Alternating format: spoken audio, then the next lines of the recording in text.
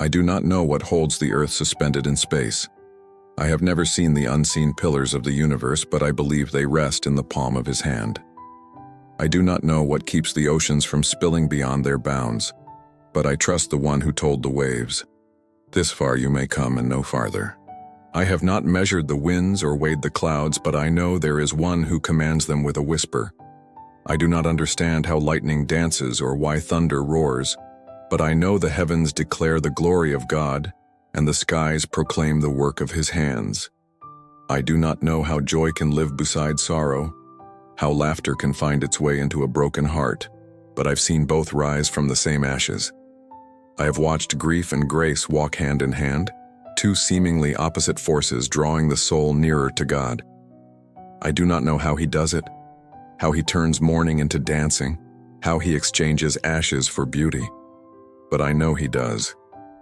I've felt his comfort in the silence of the night. I've seen his light pierce the thickest fog of despair.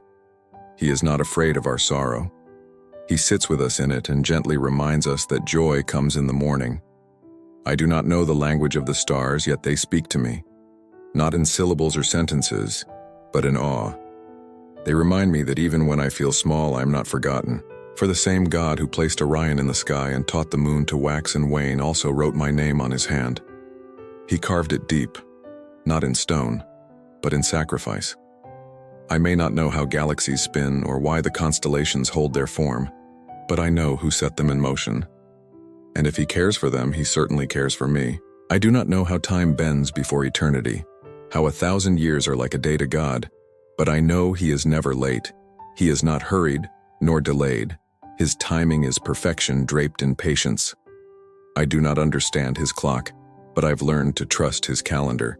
He sees the ending from the beginning. He knows when to open doors and when to close them.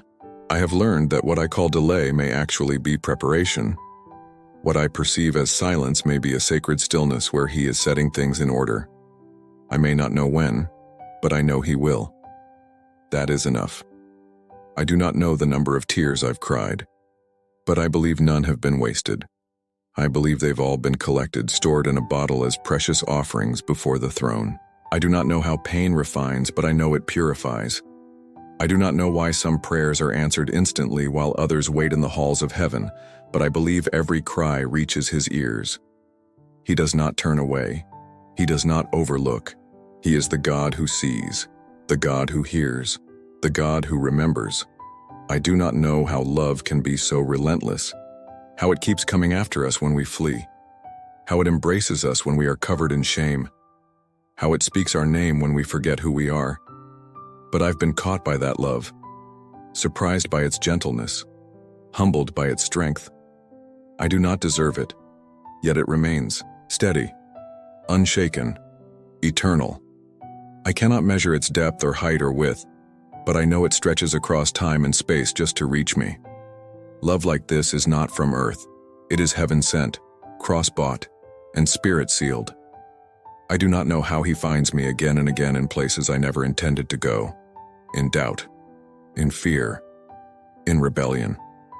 Yet there he is, walking beside me as if I never left. I do not understand why he does not grow tired of my questions or weary of my wandering. But he stays. He waits. He calls. He loves. His faithfulness is not dependent on mine. His promises are not withdrawn with my failure. His grace does not expire. Every morning, new mercies find me. Every night, his peace covers me. I do not know how he turns weakness into strength or how he uses the least likely to do the most remarkable. I cannot comprehend why he chooses the broken, the outcast, the overlooked, but he does. He always has. Shepherds and fishermen, widows and wanderers, he calls them by name and entrusts them with purpose. I may not see what he sees in me, but I'm learning to say yes anyway. Because he does not call the qualified, he qualifies the called. He does not need perfect vessels, only surrendered ones. I do not know what lies beyond the veil of death, but I know who waits on the other side. I do not understand the mystery of eternity, but I believe it is not empty. It is not cold or silent. It is full of song, full of light, full of him. I do not know what my first breath in glory will feel like, but I imagine it will feel like coming home. I imagine every ache, every sorrow, every question will fade in the light of his face. And when that moment comes, I will not regret the journey. For every step was leading me closer. I do not know how God holds it all together. The galaxies and the grains of sand, the wars and the wombs, the stars and the scars. But I believe he does. I believe he is not overwhelmed by our chaos. He is not surprised by our sin. He is not distant in our suffering. He is here, right here, in this breath, in this moment. And when the world spins too fast, when everything seems to fall apart, I remind my soul, I don't have to know everything. I only have to know him. And I do. I do not know, but I believe. I do not see, but I trust.